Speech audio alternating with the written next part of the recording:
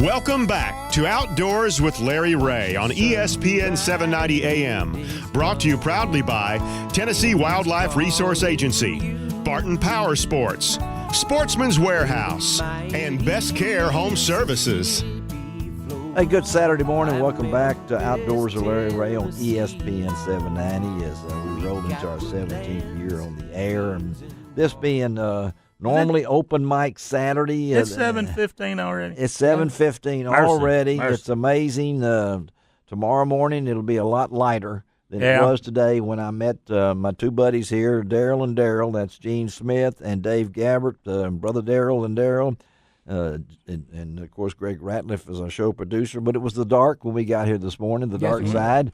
But tomorrow morning it'll be different. But, hey, I'm getting ready to leave right after the show, as I said, heading out to the McCrory farm near Whiteville. Can't wait to get out there. And then right after I kill my deer, which I'm always confident, Steve McPherson, my hunting buddy, will be with me. One of us is going to get a deer, I know, this Saturday morning. And I no longer hunt alone because I got to have a bodyguard to help me drag it out. My estimate, 10:46 is 10:46 when you'll pull the trigger. Is that daylight savings time or is that that's Central Daylight time? That's Central Daylight. I'm writing that down. 10:46. I got to make an announcement real quick before we go into our last segment. I'm really honored to be even considered for this, but I recently received a word that I'm going into the Memphis Amateur Sports Hall of Fame. All right, congratulations. Thank you, Greg. That's it. I'm really honored. Yeah, that's December the 4th at the Hilton Hotel, and I'm looking forward to maybe having a table there. So some of you guys will get an invitation. If you don't have the money to come, that's okay. We'll work out a deal or something like that. Hey, two of my good friends are on with me right now. One of them is my brother by another brother is my good friend James McCrory. That we are survivors of Daddle Sports back in my days. But James is good enough to let me hunt on his land, feel like part of the family, and he has taken care of me so many years on the McCrory farm. Look forward to being there this morning. Good morning, James. Good morning, Larry. Hey, buddy, and also my deer processor, where Larry Ray takes his deer. If you're not taking your deer to Stengel Brothers processors right there on Highway 64 up on top of the hill, you're going to the wrong place, folks, because this family does this because they love to do it, and also because they put out quality deer. Because you're going to get your deer. Once you shoot it, it's not going to be somebody else's deer. They're going to hang that baby up for at least 5 days. Great facility, and we got Scott Stengel on the line with us this morning, too. Good morning, Scott. Good morning, Larry. All right, buddy. I know it's opening day of the muzzleloading season. Let's talk to Scott first, and then we'll get to James talking about where I'll be this morning. But Scott, you guys, I know the archery season was rather slow. The temperatures, you really had to be an avid archer to be out there. But how did Youth Weekend go last weekend? Youth Weekend was strong, Larry. We had a good showing of the juveniles. Yes. Over 40 deer total and some big bucks. Really? I mean, when I talked to you earlier, you'd only checked in 28 during the archery. So you had, how many deer did you? How many? We did 43 deer in 2 days for the juvenile. That's one of the strongest juveniles. Now I don't know if it was because archers weren't out hunting and then took their kids. Yeah. But I don't think there was a lot of people bow hunting this year, Larry. It's so hot. And you guys, so 43 deer, you were busy. Oh yeah, we were busy. You were ready for it. And I know, James, you know Scott and his operation. Why would you take a deer to Scott? Number one, the place is clean as a pin. Yes. Number two, his cuts of meat, they take the time and trouble to trim it, and what you get, it's ready to pick up and go cook. It is. You don't have to get out there and spend 30 minutes or 45 minutes trying to trim it and get something off of it and get this off of it and that off it. They keep the meat clean as a pin. The rest of the facilities are clean. Everything they do is just 100%. It's just absolutely amazing. And Scott, I know as a deer processor, this is not an easy life. It's some long hours that go through it, and you've done this your boys helped get you started on this. I know you can always blame them, right? Got to blame them. Yeah, you got to blame them. But you guys, why do you hang these deer for 5 days or so? Well, for one, it ages them just a little bit. It's not really breaking the proteins down, but it's getting all the blood out of the meat, and it makes it a lot easier to cut and a lot better packaged. Just a lot better quality. Gets that game flavor, that wild game flavor out of it a lot. It really does, and you got a big facility there. How many deer can you get in there? Well, we did almost 2,000 last year, so Yeah. we're hanging about 500 deer at a time. That's just rotating them. Yeah, just rotating them out of their big cooler there and everything. And so I'm telling you, folks, your address, you got the big flags up, so you're right near Laconia and Summerville. How far are out 64 are you from Summerville? Well, we're 4.5 miles outside of Somerville, right on 64, right before Laconia Road. That's it, and it's up on the left if you're heading east. It's on the right if you're heading west. And James, I got to ask you, I got my ground blind set up. Right. I park right behind his house. I walk about, or a fall or a trip or anything, about 50 feet, I think. That's right. And I'm set up. So tell our listeners about where I'll be hunting this morning. Well, Larry, basically you'll park behind the house. There's a pretty good size, not big, but a fairly nice sized field behind the house. Yeah. Typically we have it as a food plot, and your ground blind set up, and the doors and the windows are aimed towards the food plot. The chairs are in place, and hopefully if everything works out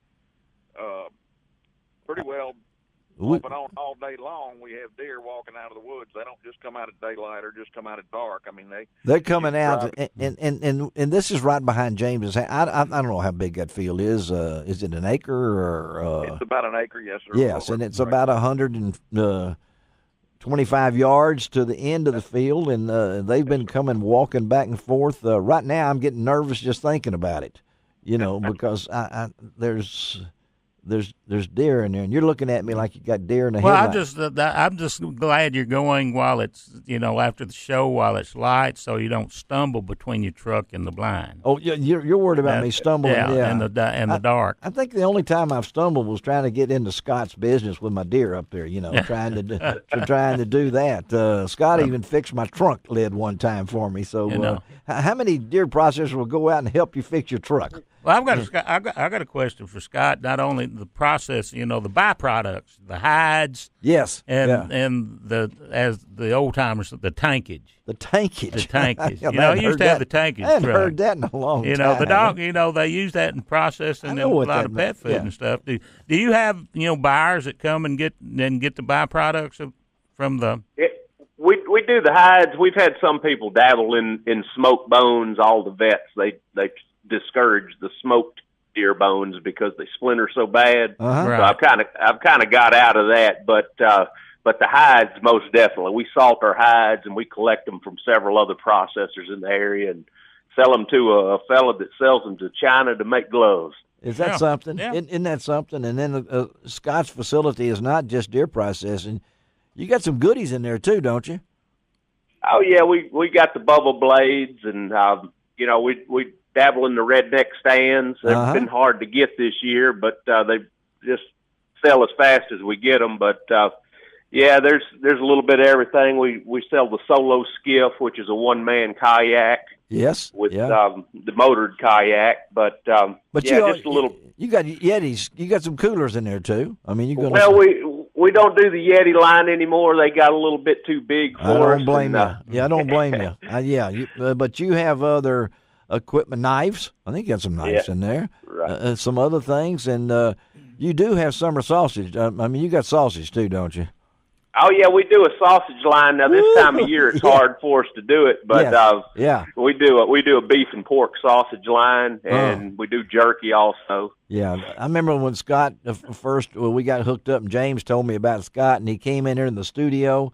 Man, it looked like the wolves were out. I mean, he came in with that plate of stuff, and this room, people were saying, "What was that in that room there? It smells so good." Well, it's some of that stuff that Scott puts out. So. Give our basic prices, Scott. What are you charging? Let the folks know. And well, our basic cut's $85, and that includes everything from you get that skin in, you get your back straps, tenderloins, roast, tenderized steaks, ground, and then we have specialty cuts on top of that for your specialty sausage. They do, and you're getting your own deer, right? Oh yeah, you get your deer back. It's not going to be somebody else's deer, and. I tell you what, you can look around and there's some big deer. I don't know what a big deer is for you. What's the biggest deer you've had checked? Can you remember? Have you had any you think are 160s or above? Oh yeah, we've heard over the years we have. Now this year we haven't had a 160 deer. I'm going to say 140 would be. We had a Kentucky deer come in that was a little bit over 140 this year. But I'm. Typically, if you get something in the 160s, 170s, it's a big deer around here. That's a big deer. And I know all of us guys are worried about CWD, and you're heavy into making sure that any of those things, you're working with the TWRA on that too, right? That's right. We had certain states that are allocated where those deer have to be deboned. Yeah. We don't take them if they come across state lines. We shun them out of here and, just move them on. We're not right. And James, I know that this morning, it's 7:25 here now, just about. So I know you're up. So I shouldn't wake you up when I get there, James. Okay? No, Larry. Okay. I can't wait. Scott, I will see you later today. I hope. James, I know I'll see you. And James, run out to Larry's blind and scare the mice out so he don't scream when he goes in. Can you hear that? Do I get nothing but heartache here? Thank you, guys. I'll see y'all today. All right. Good luck, Larry. Thank you, buddy. Thank you, James. Put him on rodent control. Right, let me tell you about next week's show. Oh, my gosh. I'm glad you're not in the stand with me. That's one thing I got to get. I'm going to take both of y'all to the big stand. It's up there with the Venetian blinds and all the heaters and things like that. We can all three sit there when you get well. Yeah. So he's actually got a rail now so we old-timers can get up in that one. We can do the show from there. We can do the show from there, and we might do that. All right. Let me tell you about next week's show. Ron Wong makes one of his rare appearances here. He's just a rare person. I mean, he's everywhere. Everywhere wrong.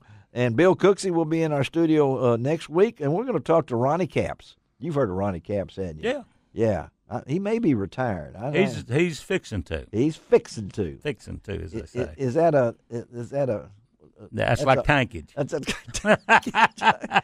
I never thought I'd hear tankage on that. All right, okay. Hey, memories. We're going to talk to Ronnie next week. He and Steve Coleman are anglers of the year on the American Crappie Trail, which is not unusual. No. And I'm sure he's getting ready for a little waterfowl season. They're going to be here, and we're going to talk to a new promotion coming about. Hammer Rods is going to give us some scholarships to high school kids for fishing. Is that not cool? And then pro angler Bill McDonald is going to be on with us. That's all on next week's show. And don't forget, in 2 weeks, all-female show. All female. I hadn't decided if that's next week, 2 weeks, or what, but Greg, you won't. I don't know if you'll be able to come, but it's going to be all females. Okay? In 2 weeks will be your Deer Whisperer show. Well, then in 3 weeks I'll have to do this. I don't know. We're going to work this out. Okay? We'll be right back. No, we're gone. I'm so wired up. And so what I say, this is Larry Ray, remind you that it doesn't cost an extra cent to be a good sport, and what? God bless the USA. You can find